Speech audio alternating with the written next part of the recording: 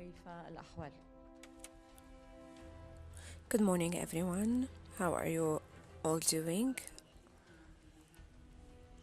We start with this session on the war and the Middle East implications in light of the different regional roles.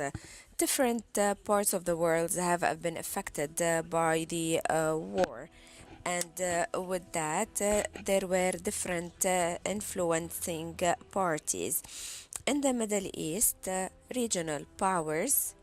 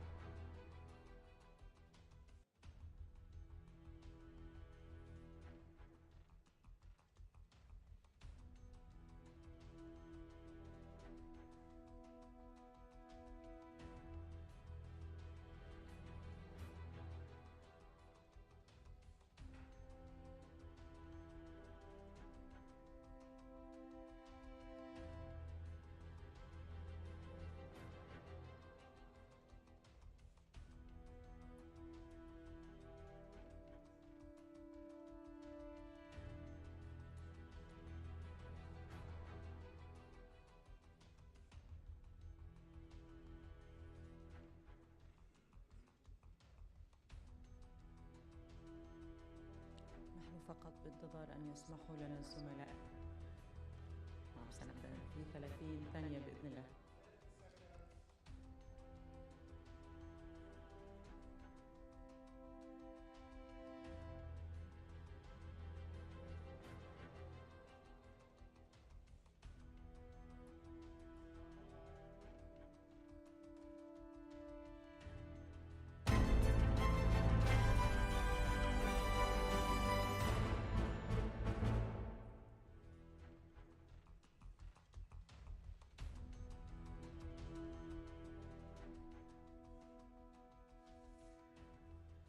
أهلا بكم. Good morning. مثلما اختلفت تداعيات الحرب The المشتعلة implications على of the Russian war on Ukraine have been felt differently, and this also led to different stakeholders becoming more influencing. In the Middle East, there were many regional powers that were involved in a way or in another in this war. The role of Turkey was very strongly felt with the different roles that it plays, including the mediation and initiatives. And Turkey might seem to be one of the most or one of the winners of this war. Iran, and given its nuclear file on the West, its involvement and assistance to Russia was also or has also led it to acquire another file, and we know that Iran will be as closer as ever to its eastern allies and could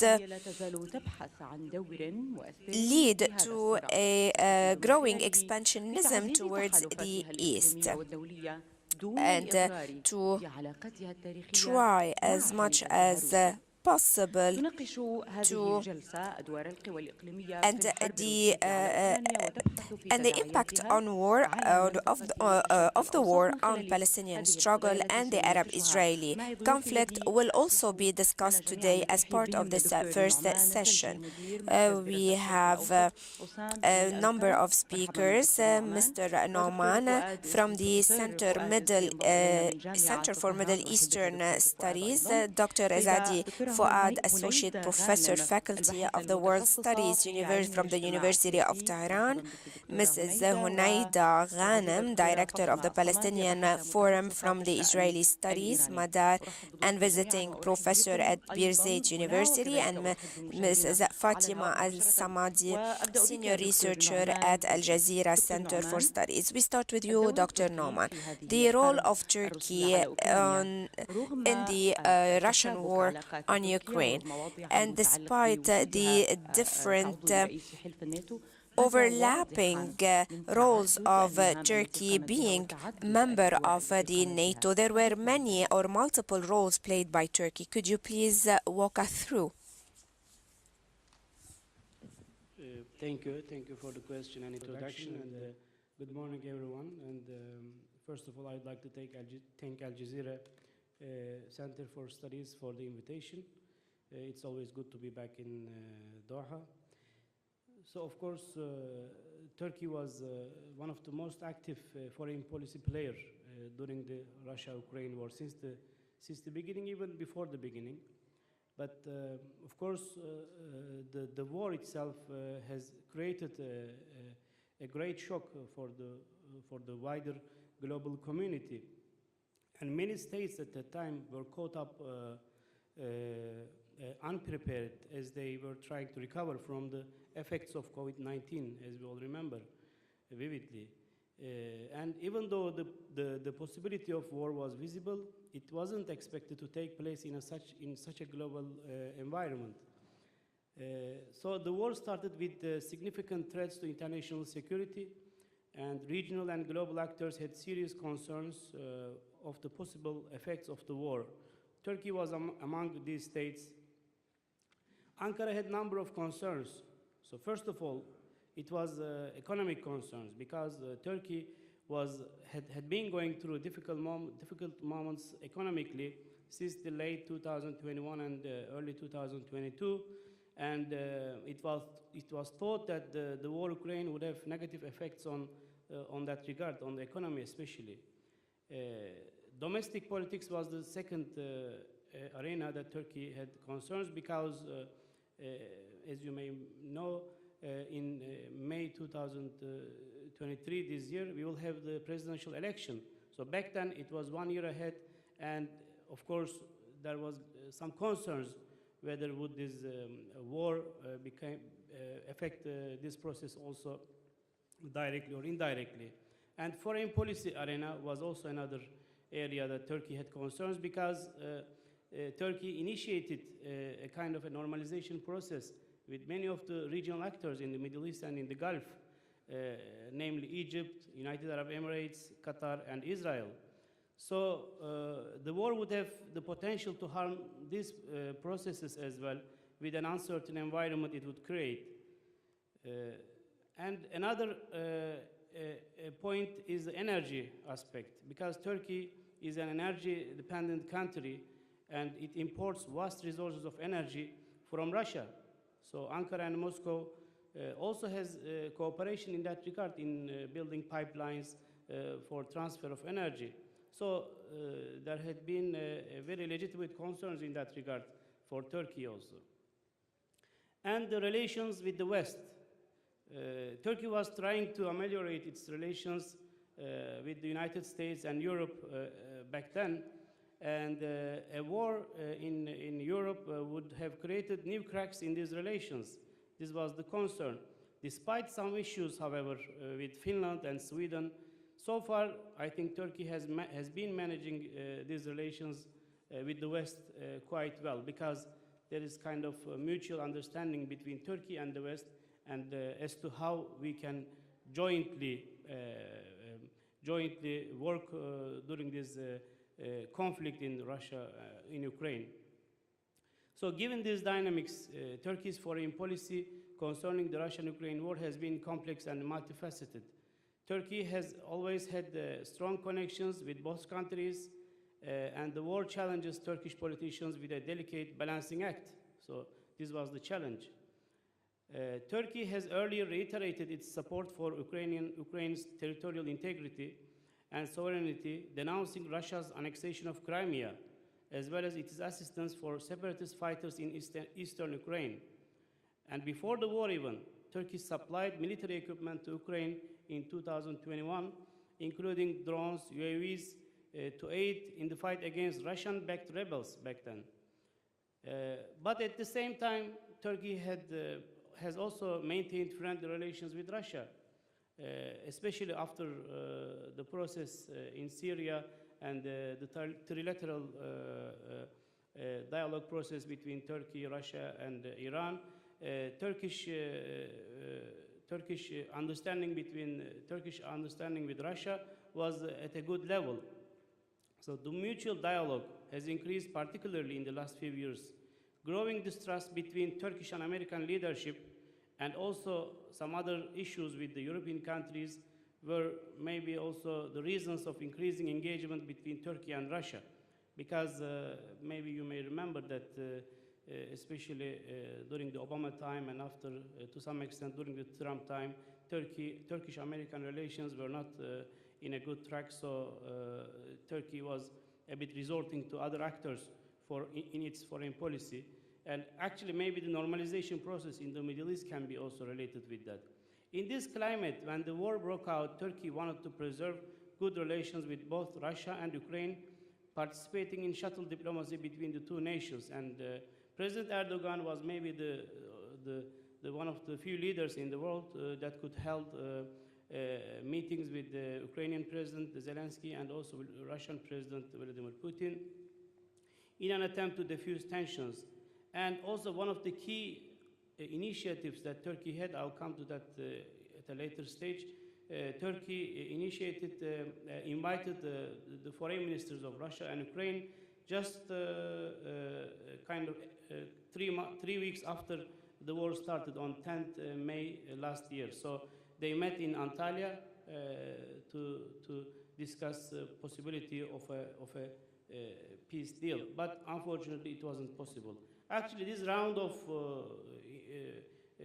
discussions and meetings between Russian and Ukrainian parties continued also with the support of Turkey. So now here maybe I can focus on three dynamics that also you can see it in the program, how in which ways and in which areas Turkey had played a role during the war. There are three maybe main arena that we observe. First of all is the armament and defense cooperation, and secondly is the mediation efforts, and finally is the initiatives that Turkey had. I'll try to be a bit brief. So armament issue was also maybe an interesting fact because it was a bit difficult to understand, while at the same time Turkey was having a very good defense relations with Ukraine, but on the other hand, it was keeping a good relations with Russia as well. So this was the key for the balancing policy of Turkey. So also this was one of the most commonly discussed role of Turkey, and even we see it in the works of global international relations scholars like Francis Fukuyama. He mentioned in some of his articles how Turkish UAVs can change the course of the war in Russia-Ukraine after he noticed the important role of Turkish-made UAVs in the conflict between Azerbaijan and Armenia. So maybe you may have heard the song Bayraktar in Ukraine. It became a very popular song. So this is the name of the most efficient Turkey-made UAVs that Ukrainian army has been using against Russia. And but Turkish-Ukrainian military cooperation is not a recent one. So this is maybe we see it today, but the cooperation had an history. And both countries started their defense cooperation even before the war, and Ukraine is one of the most crucial engine providers to Turkey. Actually, Turkey had, while preparing this UAVs industry, and also even some submarines and some other high-tech defense capabilities, one of the one of the things that Turkey needed to import was the engines. So Ukraine was the leading country that provided engines to Turkey that Ankara and Turkish producers can use in their productions. So, and then this cooperation, of course, continued in a very rapid phase because the war started and Ukraine needed urgent military capabilities. And Bayraktar even decided, the company of the UAVs, it even decided to establish a producing plant in Ukraine. So they are, it is under preparation now, so they'll be producing drones inside Ukraine. And in January 2023, just recently, the Ukrainian engine company, SICH, one of the biggest ones, had opened an office in Turkey. So this process, the defense cooperation, military cooperation is even continuing. But this tactical, strategic military superiority that Ukraine obtained in the war with the military equipment it bought from Turkey does not mean that Turkey's direct political intervention in the war. So this is not necessarily a political decision, but it is a military cooperation. So Turkey aims to maintain its military relations with the countries of the region and also international actors, and Turkish UAVs and defense equipments can be purchased by any country, and it had also proven its success in various conflicts, as I said, like Azerbaijan and Armenia and Libya and Syria, and Turkish operations in Syria, northern Syria, had been very successful thanks to the support of the UAVs, and also some operations in northern Iraq as well. So at the same time, these relations do not prevent Turkey from developing military relations with Russia, despite Ankara being a long-time NATO member, and this had become an issue between Turkey and NATO as well. As an independent and sovereign country, Turkey established military relations with Russia before the war and will be able to continue its cooperation with Russia as a strategic and political choice after the war even. Turkey is a NATO member, which has also criticized Russian activities in Ukraine. Nonetheless, Turkey has occasionally clashed with the NATO partners over a variety of topics, including its accusation of a Russian missile defense system S-400 and its military involvement in Syria. By the way, this the Russian missile defense system issue was an issue because Turkey tried to purchase that from the United States, but at that time, back then, it wasn't possible to purchase from them, so Turkey took other options. There was China option, there was Russia option, so Turkey chose the Russia option, and maybe it could have been Chinese as well. And another thing Turkey cannot ignore is the extensive business relations with Russia, notably in the energy sector, energy industry. Turkey is Russia's second largest natural gas importer after Germany, and the two nations are collaborating on a massive natural gas pipeline project named Turk Stream.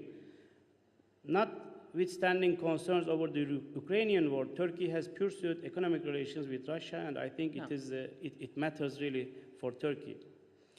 And in addition to that, despite being disturbed by Turkey's defense cooperation with Ukraine, Russia did not want to lose Turkey in its regional policies to prevent further isolation. So Moscow came under severe sanctions, and Turkey was among the countries that chose not to join implementation of all Western sanctions on Russia. So this was a very important dynamic for Russia to continue its dialogue with Turkey as well, while Turkey providing these defense capabilities to Ukraine. So how many minutes I have? We are already okay, just 2 minutes. Just couple of.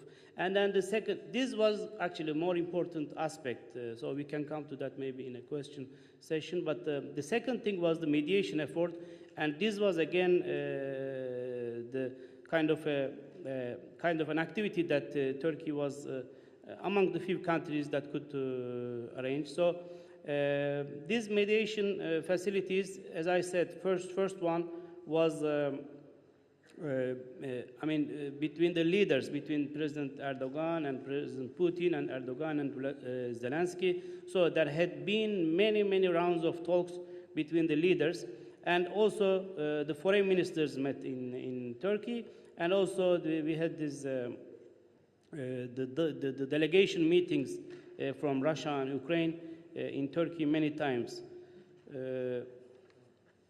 And finally, this is also another important aspect of Turkish intervention in the war process, maybe, which is the initiatives. There are two main initiatives. Maybe there can be more, but the first one is the Food Corridor Agreement.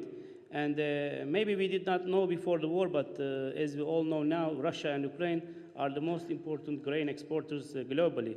Russia and Ukraine are together responsible for 27% of the world's wheat exports and 53% of the world's sunflower and seed exports. So a war between these two countries that are the main providers of these products, of course, created a chaos, kind of. And Turkey had to react very rapidly because of its geographical proximity as well, and also because of its bilateral relations with the two countries. So it took the initiative to discuss the potential of food corridor agreement, and the agreement was actually successful on July 22nd, 2023.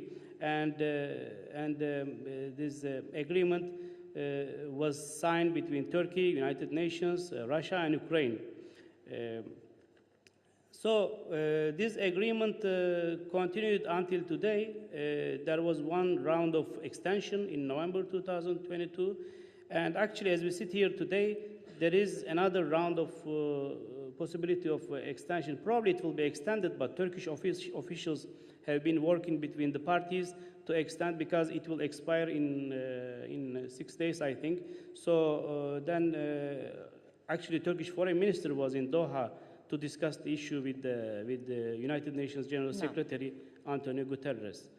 So as a conclusion, there are maybe 4 points I can say as the 4 main targets of Turkey during the war. The first one is ending the war to prevent suffering of civilians, and the second, establishing communication channels to de-escalate crisis, to de-escalate. Third, finding ways of preventing negative effects of the war to the global community. And fourth, using diplomatic means to secure lasting peace between warring parties. So Turkey will continue these efforts until the war finishes in Europe. In addition to that, Ankara's main objective will be to prevent any further wars between Russia and other European states. So this is now also one of the main concerns of Turkey. Even in the case of increasing conflicts in the continent, Turkey will follow responsible policies and continue to remain neutral between warring parties. Thank you for listening. شكرا جزيلا دكتور نعمان. يعني وضعتنا في صورة الدولة التركية وكيف تأثر Mr. Numan, for walking us through Turkey's position vis-à-vis the war. Another country that was involved in the war, though in a different manner, and specifically when it comes to its foreign policy and its expansion east. Mr. Azadi Fuad, you have the floor to... I guess we need to thank the host for the invitation. I have a little cold, so I hope that you can bear with me. Since Tehran is colder than Doha, sometimes we catch cold in Tehran and then spread it in Doha. And so I hope that you can hear what I'm saying. When President Raisi was running to become president, he had 2 major slogans. The first slogan was a neighborhood policy, trying to improve relations with Iran's neighbors. And the second policy was looking towards East, meaning China and Russia and other countries that are on the east side of Iran.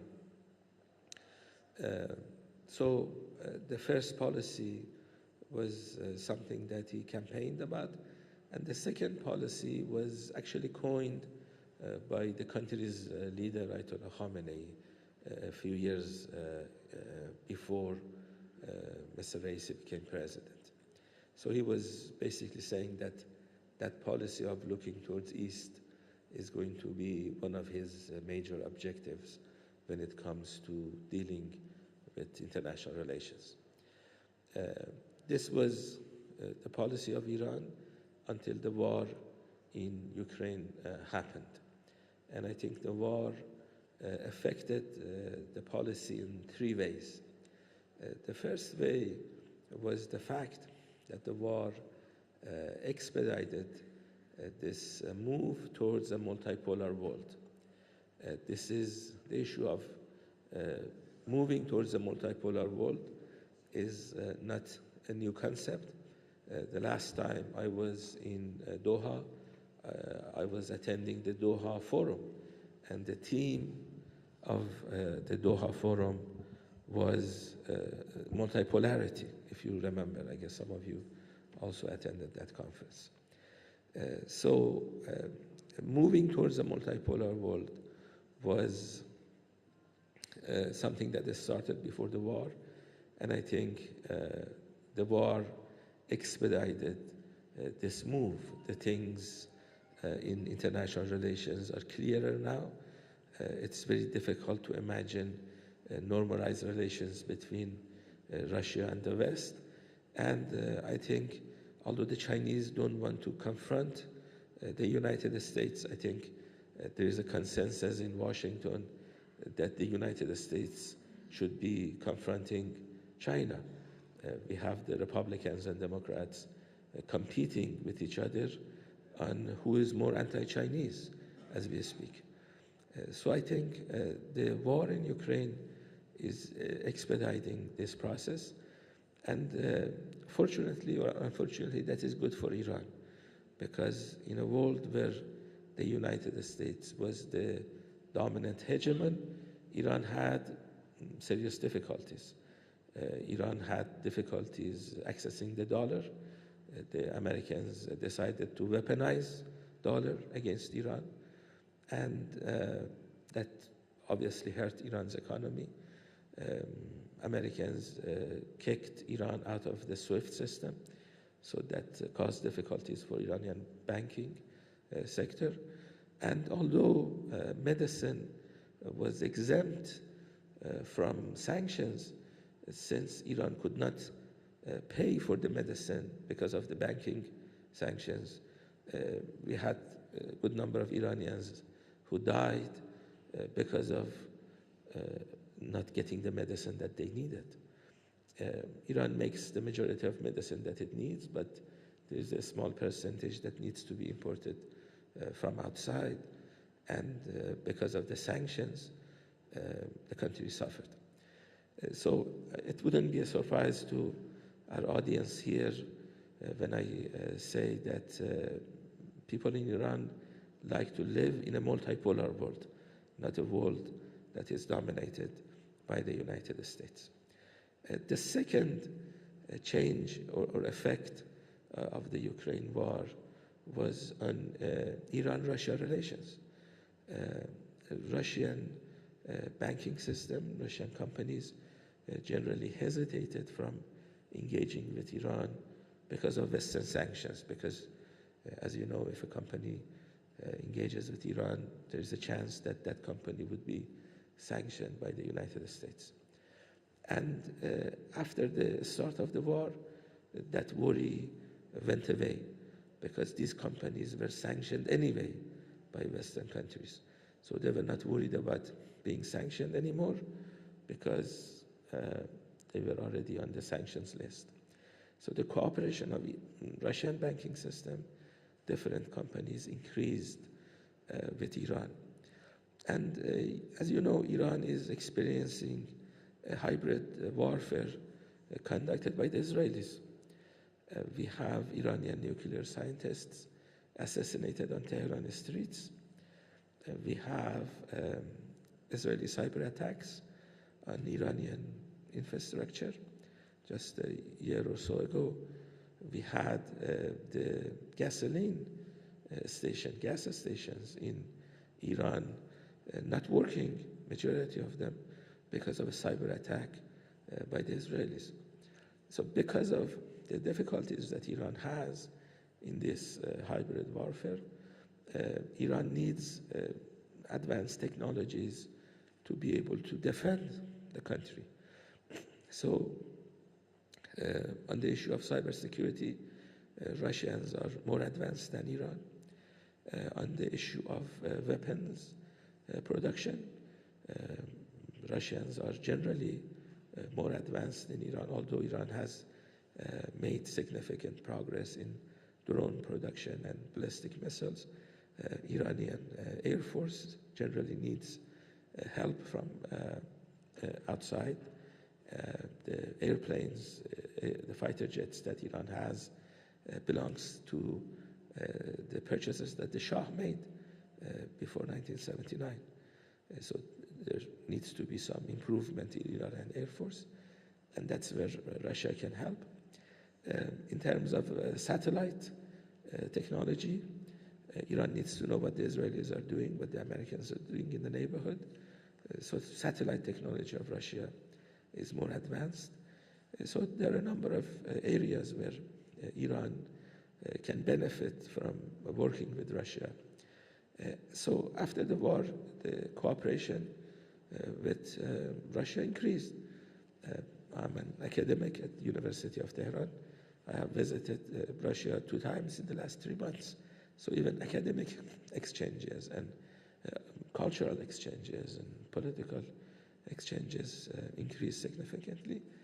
Russia still has the veto power at the United Nations, and Iran needs that veto power when it comes to Americans and a number of European countries trying to pass resolution against Iran. So that is another reason that the level of cooperation increased. The third area that was affected by the war was Iran's nuclear talks. Iran wanted to stay with the nuclear talks when they signed the agreement in 2015. And it was the Trump administration that left the agreement when Trump decided to, without any reason, issue an executive order allowing the United States to leave the agreement in 2018. Iran stayed with the agreement more than a year after Trump left, with the hope that the European countries would replace the shortcomings of the United States in terms of trade and economic linkages and other benefits that Iran was supposed to get under the agreement. And it didn't happen. So Iran decided to reduce its commitment more than a year after Trump left the agreement. When Biden came into office, some people in Tehran predicted that he would return to the agreement because the agreement was signed by the previous Democratic administration. A number of people that were in the Biden administration, including Biden, were in the Obama administration. So the thought was that Biden would return to the agreement quickly. And he could. In the US political system, the new president can nullify the executive order of the previous president. And Biden did that with the Paris Climate Accords, for example, on the first day of his presidency. So he could return to agreement on the first day of his presidency and give Iran 2 months, for example, to return to the status that Iran had before Trump left the agreement. But Biden refused to do that. And the main reason was because of the disagreement within the United States. Majority of the people in the US Congress opposed the agreement in 2015. We had almost all the Republicans and a number of Democrats. And that seems to be the case up to today. We have the head of the Senate Foreign Relations Committee, Robert Menendez, who openly opposes the agreement, and he's a Democrat. We have Chuck Schumer, who's the majority leader in the US Senate, and he opposed the agreement in 2015, and I don't think he likes the agreement today. And then within the Biden administration, you had people that left the administration because of the disagreements they had on how to deal with Iran. People like Richard Nephew and others that were part of the negotiations and left because of the disagreements they had. So the reason we don't have an agreement today is because the United States is not able to return to the agreement. After the start of the war, there was this excuse that Iran is selling weapons to Russia, and the United States doesn't like that, and that is why we are not talking to Iran anymore. And there were other excuses, as you know. We may not have time to go through all the excuses that the United States has against Iran.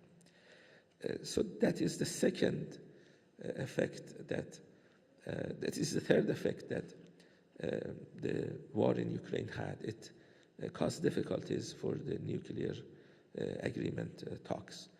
To conclude, I think we can make this judgment that President Raisi has tried to stay with his presidential promises. He talked about improving relations with the neighborhood. As you know, a couple of days ago in Beijing, Iran and Saudi Arabia agreed to normalize relations and have exchange ambassadors within 2 months. This is good news. You know, we in Iran do not consider the Saudis to be our enemies. We would be Zoroastrians if it wasn't for the people in Hejaz and the Arabian Peninsula culturally, religiously, has a lot of influence in Iran. We have tens of thousands of pilgrims that go to the Hajj every year, and the numbers would be much more if we didn't have limitations and quotas. So it is not good for Iran to be fighting petrodollars. The Saudis have a lot of petrodollars. It would be a good event for both Iran and the Saudi Arabia and other countries in this region to reduce tensions between Iran and Saudi Arabia. And I think what happened in Beijing a couple of days ago shows that that is possible. It also shows that we are moving beyond a region that's dominated by the United States. The fact that the United States was not involved in the negotiations between Iran and Saudi Arabia shows that if we want to have an agreement, keep the Americans out, because generally when they're involved, they do things that cause difficulties. So overall, I think we are moving towards the region that is going to see more cooperation, less tensions, less difficulties. And as we move towards a multipolar world, that is what we need. There is no need for confrontation. We already have enough wars and confrontations as we speak. So having a united Middle East is going to be good for the Middle East and the world. Thank you. شكرا جزيلا دكتور فؤاد. Thank you very much, Dr. Fuad. Another file and another issue that was affected by the war, which is the Palestinian issue. How did the Russian war affect the Palestinian issue? How was Israel able to create a balance, or was it able to create a balance that it sought? We go to Dr. Hunaida to talk to us about this. قرب المايك.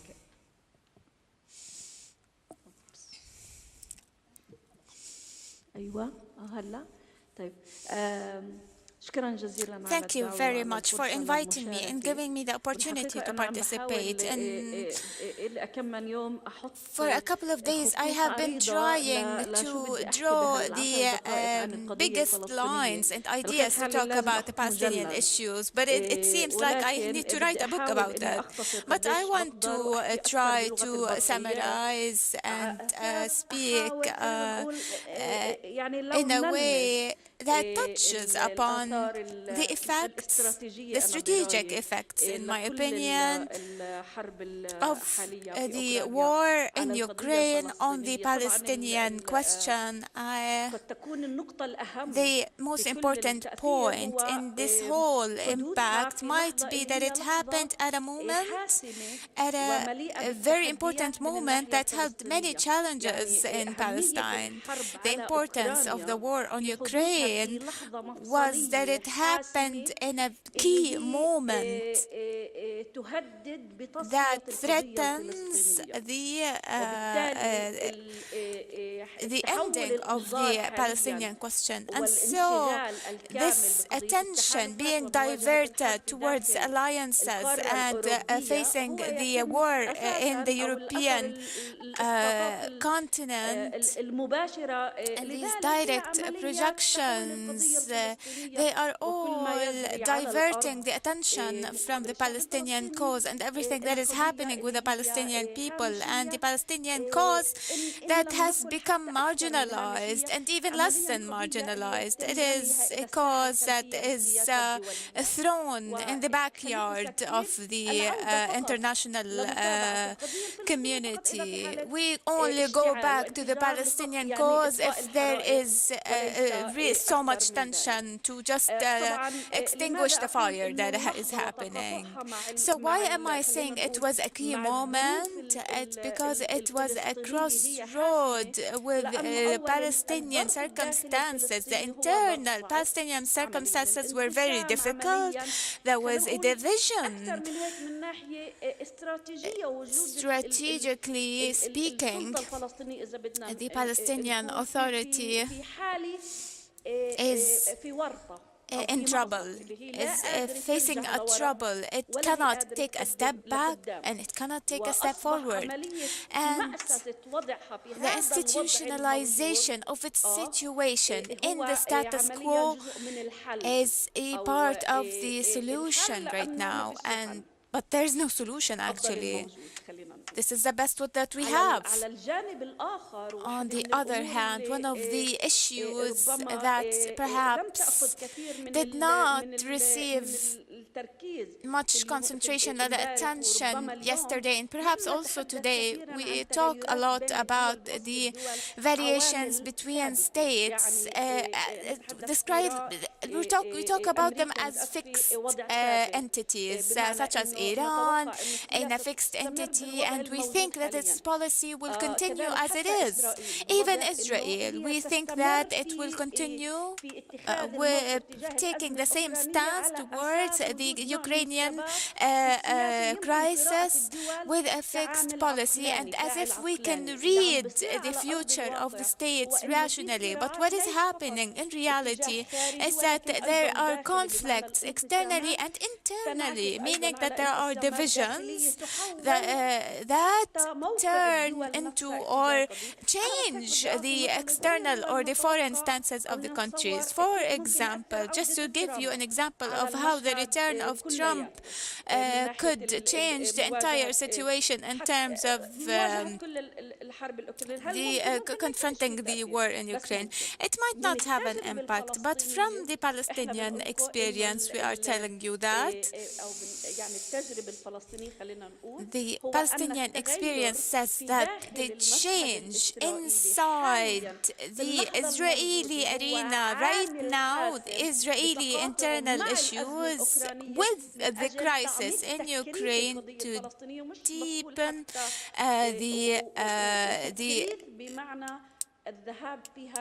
go ignoring the Palestinian cause. And I wouldn't say that 10 years ago, but now I say it because the Israeli elections have produced a religious, a colonialist government, and the impact of that do not stop at the Palestinian cause, meaning that today we have a minister who was appointed in 2015 with a draft law that is built on ending the Palestinian question. He is an official in the Ministry of Defense. His name is Trish. But also structural changes that change the status quo inside Israel and changes things on all levels, and perhaps we could call it a judicial coup d'etat. It goes beyond the changes of the domination of parties, but also perhaps changing the entire behavior of the government. And also the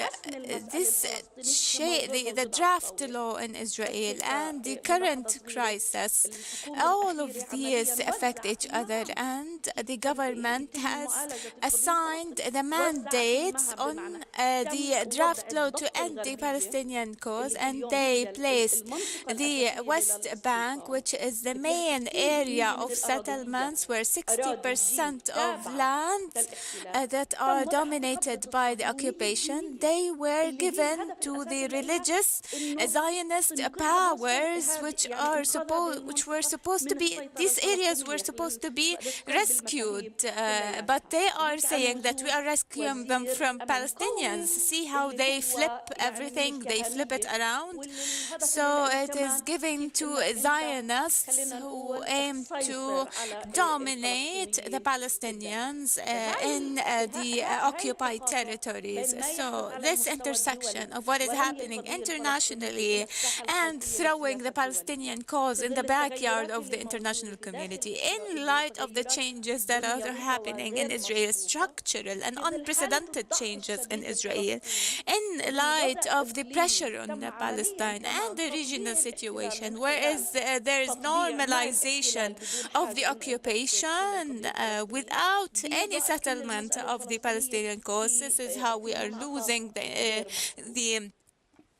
Palestinian cause at a turn, and at an unprecedented turn. And on the other hand, the more what Israel is trying to do by maneuvering is to take a position of maneuvering or being neutral in the middle without taking a clear stance or position. So it's positioning itself in the Western alliance that is opposing Russia without really provoking Russia. It's trying to remain neutral because of its desire to keep space of work in Syria with what it calls the Iranian position or the Iranian danger. And so this has become a tool that can be used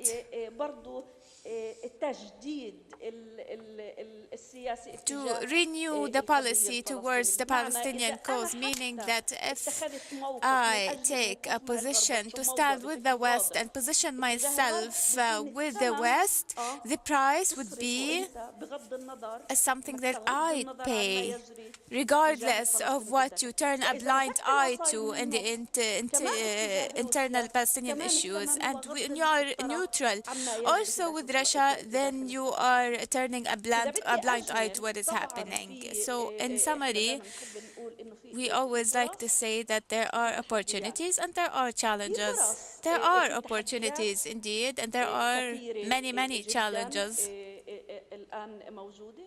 that we are facing. There are strengths that were supposed to be had by the Arab world, but unfortunately, we made major concessions and gave up, relinquished them early on without a price. The only opportunity for Palestinians now to face all of the situation is to attempt to have this connectivity, at least this moral connectivity between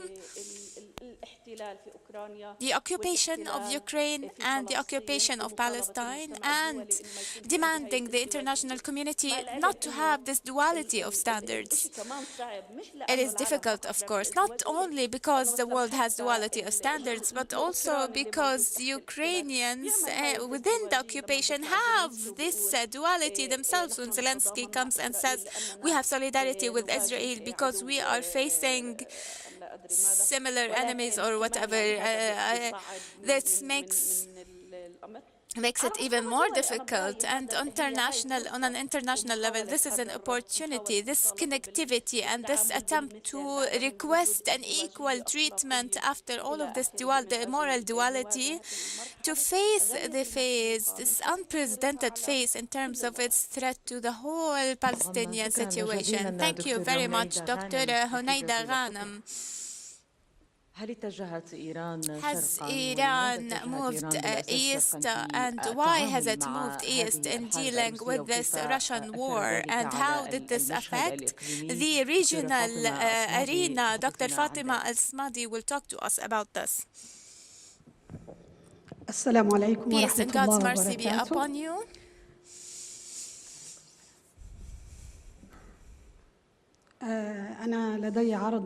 I have a presentation that I will be using to deliver the ideas that I would like to discuss.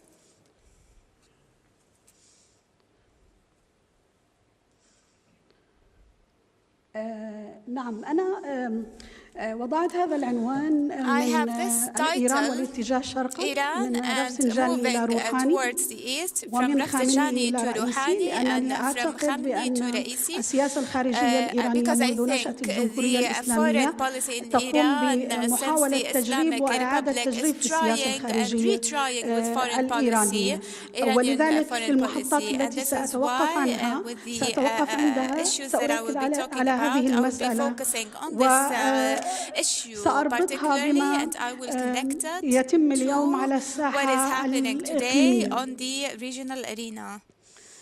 إذا جئنا إلى مفهوم التوجه شرقاً واللي ظهر بصورة أساسية في عهد أحمد نجاد، نجد أنه في حتى اختلاف في تعريف المصطلح. يعني باللغة الفارسية نجد جرايش بالشرق ونجد أيضاً نقاه بالشرق، وهذا المصطلحين بيعكسوا أيضاً خلاف بالقراءة السياسية لموضوع التوجه شرقاً لدى إيران. لذلك نجد أنه من فترة إلى أخرى، من دورة رئاسية إلى أخرى، نجد أنه في اختلاف في الأهداف، ونجد أنه أيضاً اختلاف بمن هي الدول التي ستتوجه لها إيران شرقاً، ونجد أيضاً أنه في عدة مقاربات سياسية في السياسة الخارجية تجاه هذا المفهوم. لكن منذ البداية وإلى اليوم هناك مجموعة من العوامل المؤثرة في موضوع التوجه شرقاً في إيران. أبرزها موضوع الأولويات، هل هو الأمن والاستقرار أم التنمية في إيران، وأيضاً التهدئة والصراع.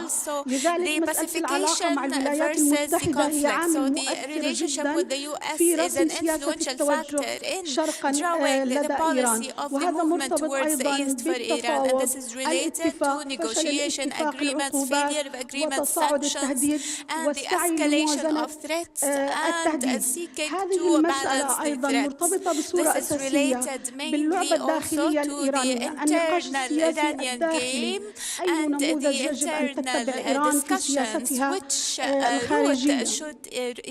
ولذلك أيضاً هذا مرتبط بصورة أساسية بالنقاش الداخلي الإيراني حول الأولويات، أيهما أهم، التنمية الاقتصادية أم التنمية السياسية، وكيف.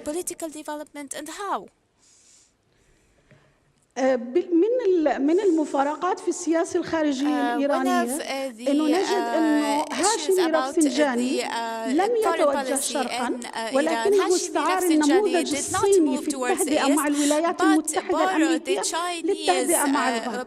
ولذلك نجد أنه عندما جاء رفسنجاني للرئاسة ركز على استلهام أو استعارة النموذج الصيني لعمل نوع من الحلحلة في العلاقة مع الغرب، وأيضا لعمل نوع من التهدئة مع الجوار الإقليمي.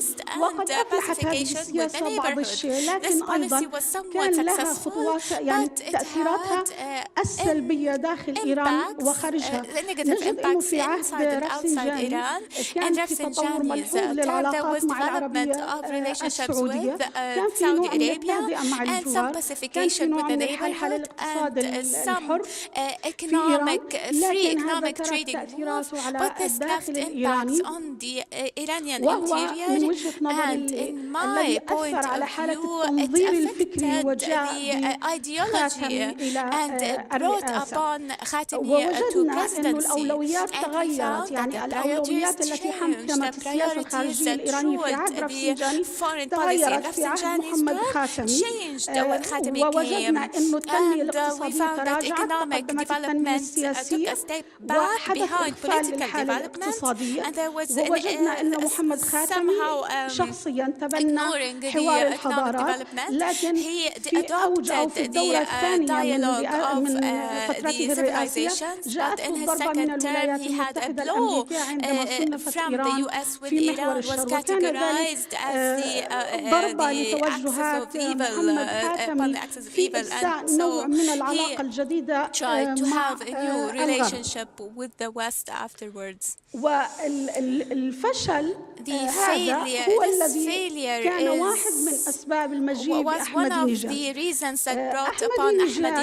هو الذي طرح مفهوم الاتجاه شرقا بصورته السياسية المباشرة في السياسة الخارجية الإيرانية. ووجدنا أن أحمد نجاد في دورته الرئاسية الأولى أدار ظهره للغرب بصورة كبيرة جدا، وكان يستند إلى أن لديه عوائد نفط قوية جدا. يعني إيران جاءها من النفط في عهد أحمد نجاد 620 مليار دولار بما يعادل مداخيل إيران من النفط 100 عام، وهذا كان ملفت جدا، ولكنه كان عامل أساسي في بناء السياسة الخارجية لأحمد نجاد. لكن هل كانت إدارة الظهر للغرب بدون أثمان؟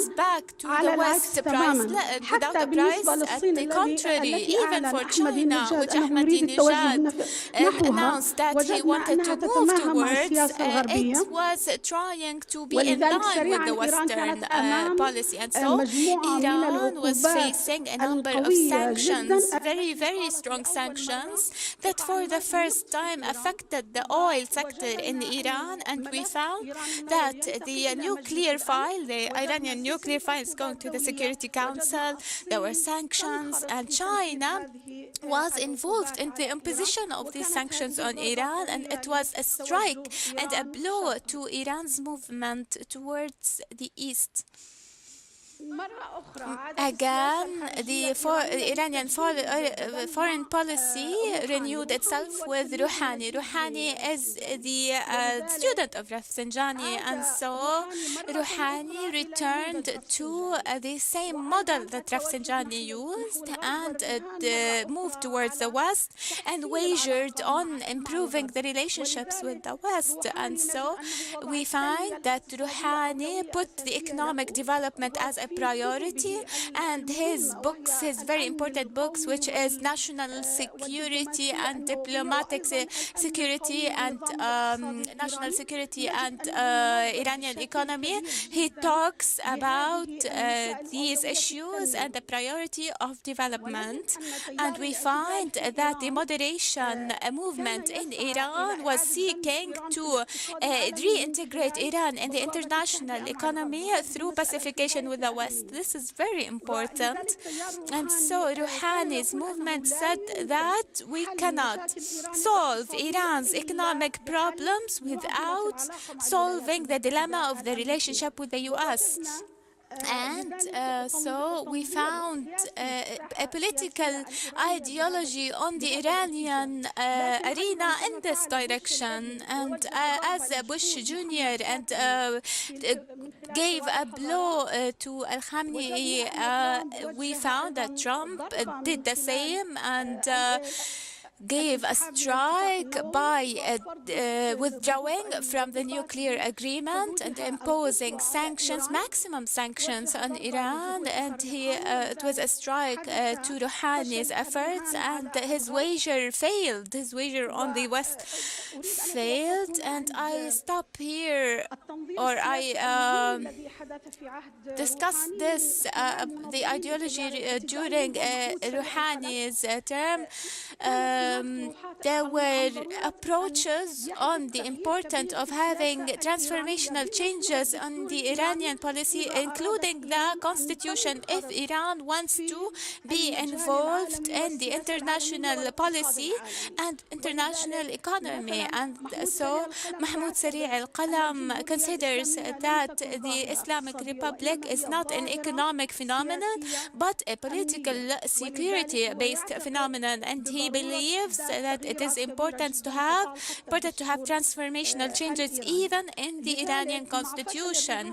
With the failure of the wagering on the West and the impact of the sanctions on the economic growth and production of oil, some people say in Iran that sanctions do not affect Iran. However, these indicators tell us that sanctions, of course, affected the community and the Iranian economy. So when Raisi came, we found that again he is moving away from Rouhani's policy and moving towards the east. And so we find that he attempted to formulate a foreign policy that is largely based on neutralizing the sanctions and seeking out alternatives. And so he talked about the importance of the neighborhood.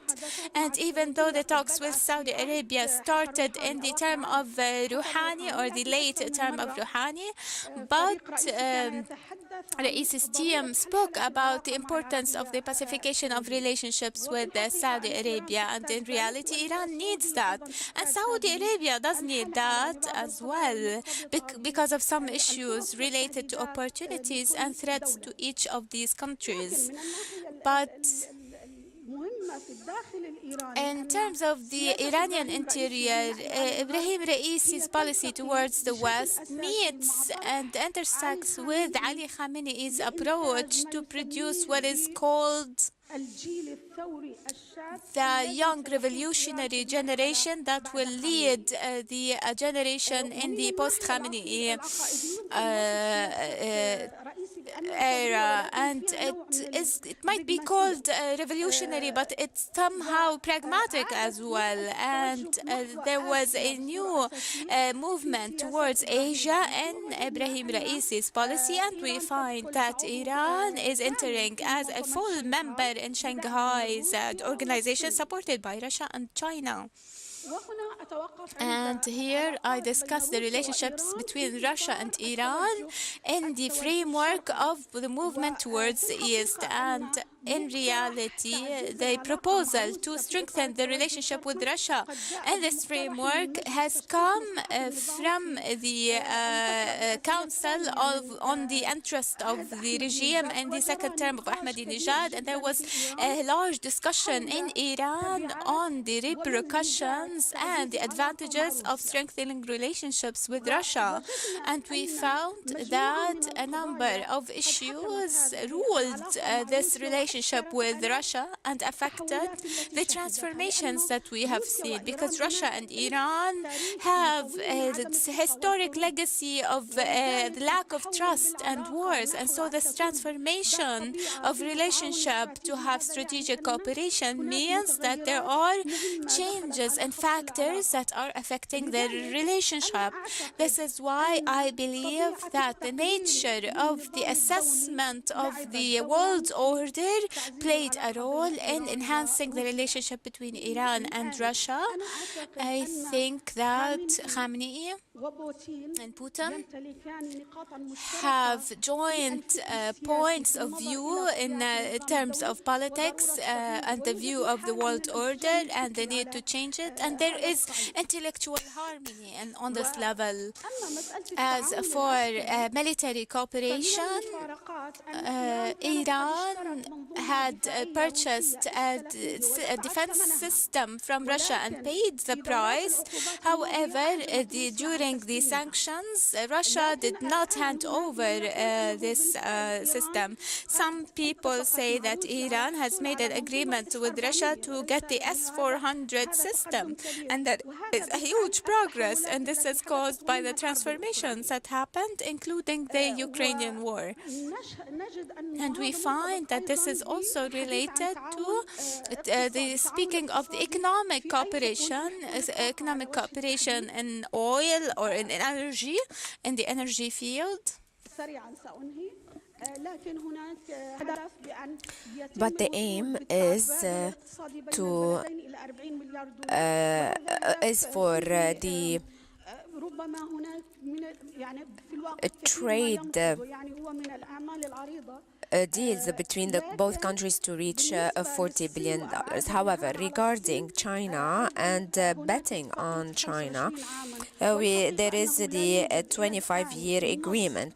So far, there is no official text in relation to this agreement. No one knows its dimensions. China was the entry point to sell Iranian oil to bypass sanctions. We know that China has its own interests, and therefore China is concerned with maintaining the flow of energy. I would conclude by saying there is no agreement internally on expansion to the east. There is a real and serious debate. Some consider that there should not be this expansionism towards the east because this will not lead to anything tangible. Thank you. Thank you, Dr. Fatima Al-Smadi. We have seen the different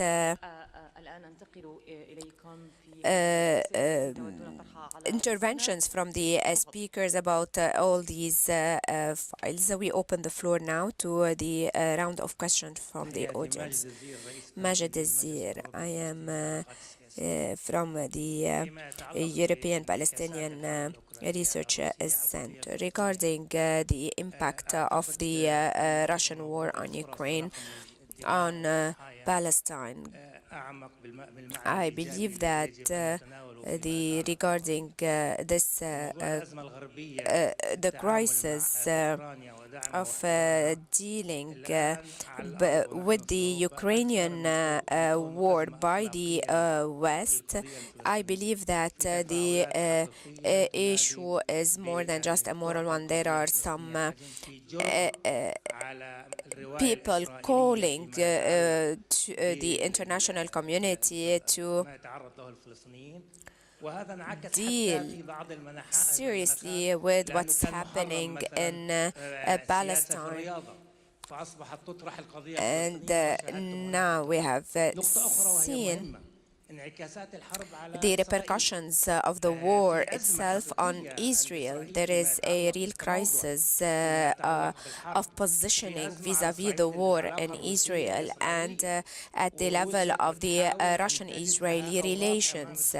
And Russia and there is also the crisis of dealing with a right-wing government in Israel with the West. So everything that's happening and what Israel is doing in Gaza led to a crisis, a real crisis that calls for a reassessment of the relations between Israel and the West. شكرا جزيلا دكتور ماجد ويعني تفضل. Another question.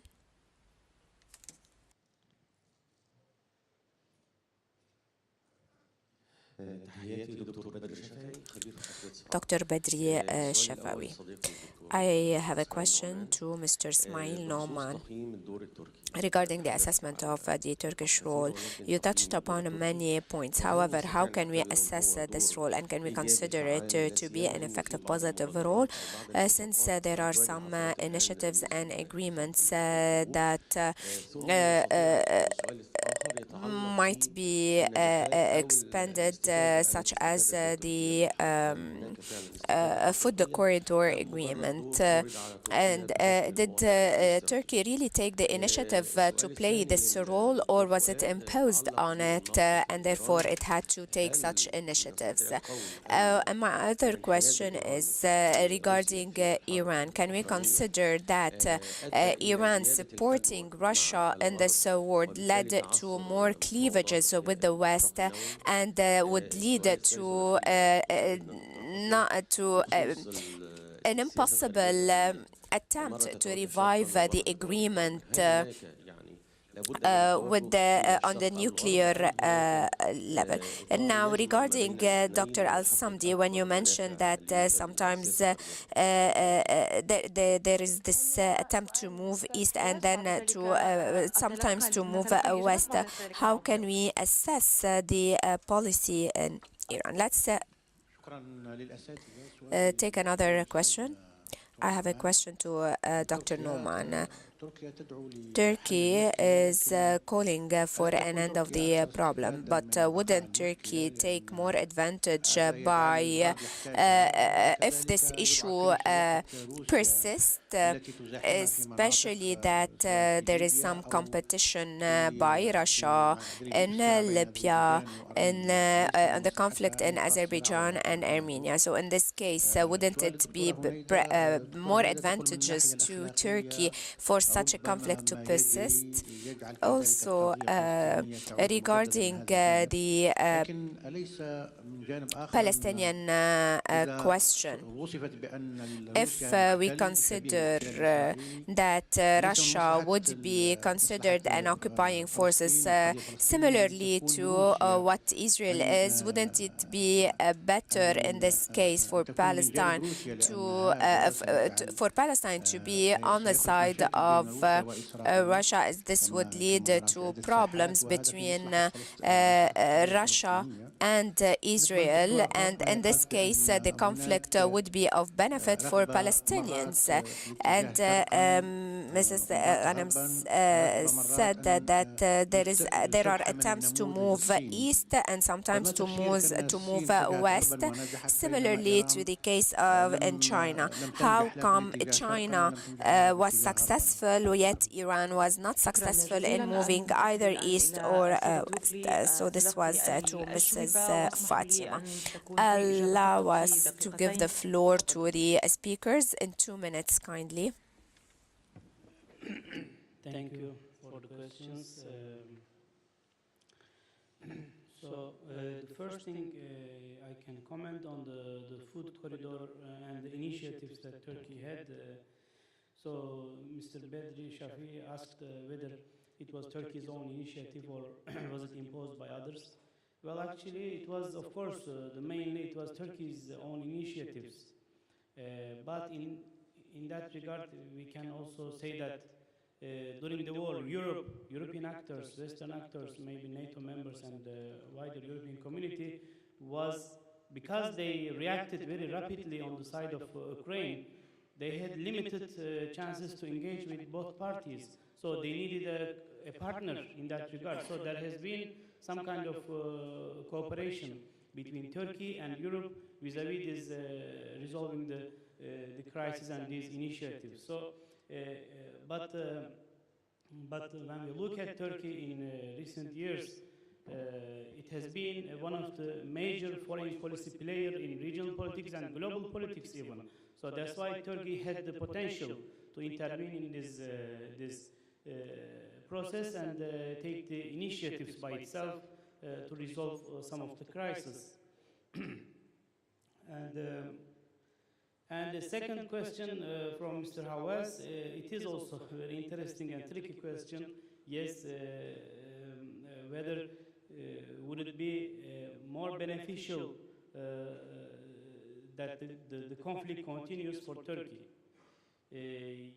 Maybe strategic point of view, yes, it might seem so, but in the areas which you mentioned, that Russia had been active and Russia was playing a big role, like conflicts in Syria and in Libya and also in the policies toward Africa, Turkey had been already benefiting from this conflict. So Turkey, whether the conflict continues or not, so there is still more space for Turkey to move around in that conflict areas, especially, for instance, Africa. Maybe you may have followed, I don't know, but Turkish engagements with Africa increasing very rapidly, and the more these global players reduce their engagement with Africa, the more space Turkey has, and also Turkey had historical ties with Africa, and there is also very positive perception of Turkey in the African continent, and same maybe can be applied to Libya as well. And in the case of Syria, Turkey had to take its own policies and prioritize its own policies, and then we came to some understanding with Russia in that regard as well. And there is a risk also if the conflict continues for Turkey, because you know Turkish-American, Turkish-Western relations had been always tricky. So whenever Turkey is in a much weaker position, then there is further potential of pressure from the West to Turkey. And if Russia somehow weakens in that regard, there might be more room for West to make further pressure on Turkey, and for that, I think the best way is to resolve the conflict, the best option, and Turkey would favor for that. نعم، شكرا دكتور نعمان. انتقل إليك بروفيسور فؤاد. وهل بالفعل نجحت The question is to Dr. Fuad. Was Iran successful in its attempts, or is the situation more complicated? Dr. Fuad's is true. Iran's increased relations with Russia is going to create cleavage with the West. But who cares? Because what Iranians have learned is that when they're nice to the West, they have sanctions. When they are nice, not nice, or nice to the East, they have sanctions. The Western governments, especially the rogue state, the United States, has been trying to overthrow the Iranian government for the last 44 years. And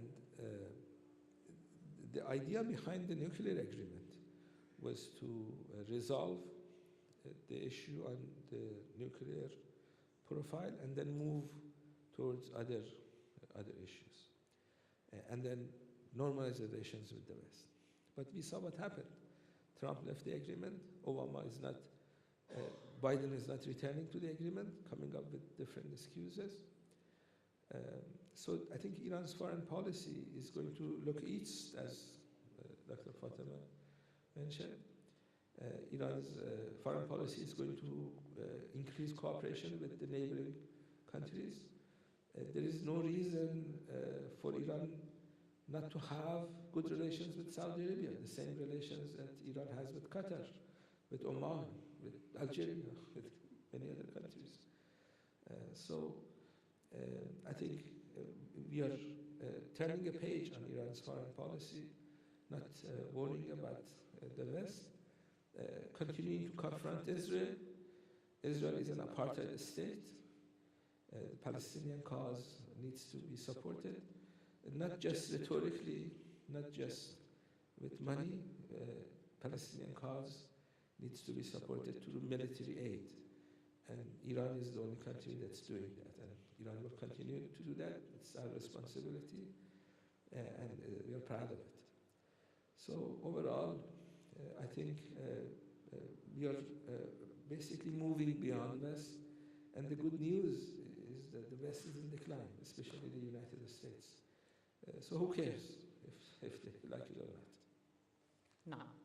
أنتقل إليك دكتور هنيدة سؤال مرة أخرى عن الفرص. Dr. Hunaida, a question to you in relation to the opportunities that the Palestinian struggle has. Thank you for the question. I believe that I do not fully agree. The change is happening at the level of the people rather than at the level of government policy. And in relation to the latest positions in Israel, we're talking here about dramatic change within the Israeli government, and this could lead to change in the sense that there are talks about moving forward the internal issues in Israel by having a national unity government where there is Benjamin Netanyahu and the moderate Israelis. Do you expect, if this is the case, then you would expect better relations with the West and so forth? No, I believe that the change is at the level of the people. However, officially, the position of Israel is not acceptable. If we take the IHRA, the anti-Semitism that is adopted by all European countries, and any anti-Semitism or any anti-Zionism is considered anti-Semitism, which is a wrong use of anti-Semitism, which we all cannot condone.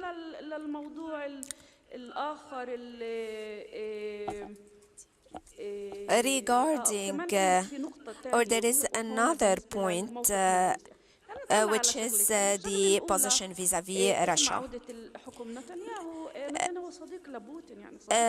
We know that Netanyahu is a dear friend of Putin. So saying that there is an impact stemming from the war or in relation to the Russian-Israeli relations and so forth. No, there are many other calculations in this case, and I believe that regarding the stick and carrot, I believe that from the US perspective, from the West perspective, there is an acceptance to the status quo, and the same applies to Russia. Now, do Palestinians have an advantage to support the Russian camp? I believe that there wouldn't be no advantage. It's in Palestine you have this moral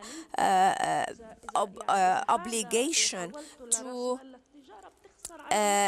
struggle to achieve your freedom, but if you would be selling this ethical war, it means you're losing your soul.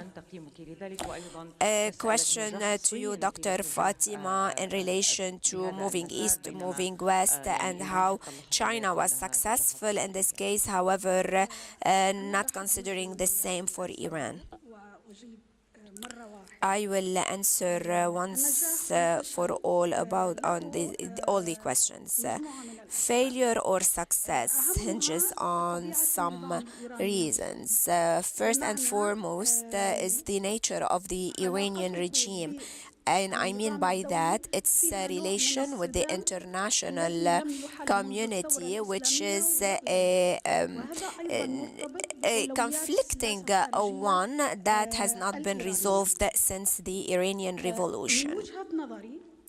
From my perspective, the Islamic Republic has not been moving or transitioning from the revolution to the state. So far, Iran is talking about the priorities of the revolution, and there were some attempts to moving to the state. However, a failure to do so affected the foreign policy in Iran. Add to that an important issue, which is the non-transition that led to having parallel forces internally in Iran. Those parallel forces are intervening in drafting the foreign policy and in a number of vital questions and files. So these are some of the reasons that are preventing or that are affecting any success or failure in Iran. Since we're talking about the Palestinian question, I believe that one of the main contentious files between Iran and the West has to do with the Palestinian issue. Thank you. Thank you, Dr. Fadima Al-Samadi. With that, we come to the end of this session. We will be moving to the second session. Allow me once again to thank all my speakers, Dr. Fatima Al-Samadi from the Jazeera Center for Studies, Dr. Hunaida Ghanem from Madar, Dr. Izadi Fouad from the University of Tehran, and also to Mr. Ismail Nouman from the Center for Middle Eastern Studies. Thank you so much, and I would like to thank the audience for sticking around. See you in the next session.